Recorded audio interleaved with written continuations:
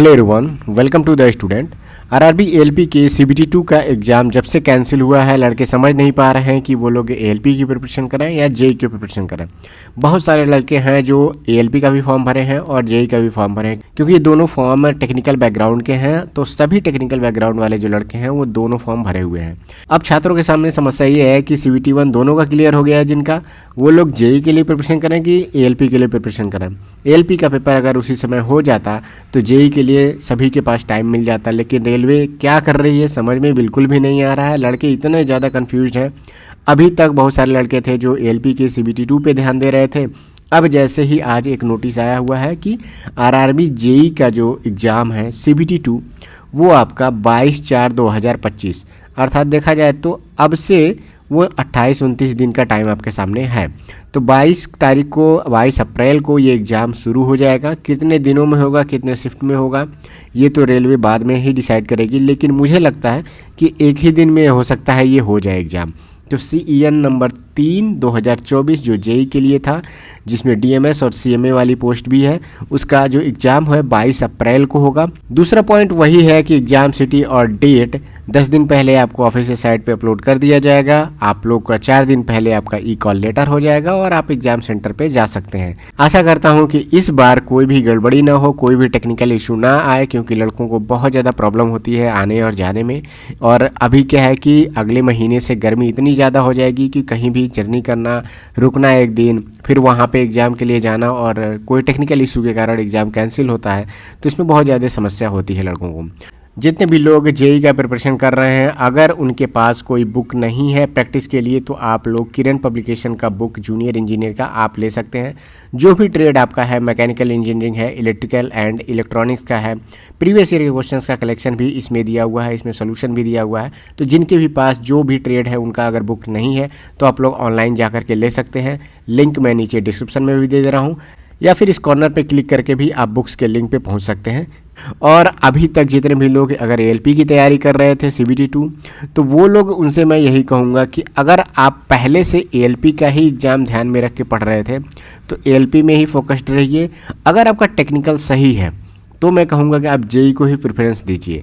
और दोनों बात ये कहना चाहूँगा कि एएलपी और जेई में जेई वाली पोस्ट कई गुना बेहतर है। तो अगर आप इस डाउट में है कि किस जॉब के लिए मैं प्रिपरेशन करूं, तो मैं यही कहूँगा कि जेई पे आप ज़्यादा फोकस्ड रहिए और एक महीने का जो आपके पास टाइम मिला हुआ है इसको फुल्ली यूटिलाइज करिए।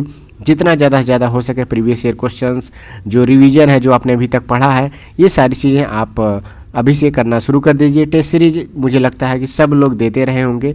जिनके भी पास बुक्स नहीं है वो लोग बुक्स परचेज कर लीजिए। टेक्निकल के लिए मैं यही सभी से यही सलाह दूंगा कि जितना जो थियरी वाला पोर्शन है, वन लाइनर जो क्वेश्चन होते हैं उस पे ज़्यादा ध्यान दीजिए, और जो क्वेश्चन जो न्यूमेरिकल हैं वो 1 से 2 लाइन में, 3 लाइन में अगर जो सॉल्व हो जाते हैं तो उस तरह के न्यूमेरिकल्स को आपको देखना है। बाकी बहुत सारे लोग ऐसे होंगे जो टेक्नीशियन का भी एग्ज़ाम क्लियर होंगे, ग्रेड 3 और ग्रेड 1 में एग्ज़ाम उनका क्लियर हुआ है, तो उनके लिए जो डीवी डेट है वो भी अप्रैल में ही शुरू हो जाएगा।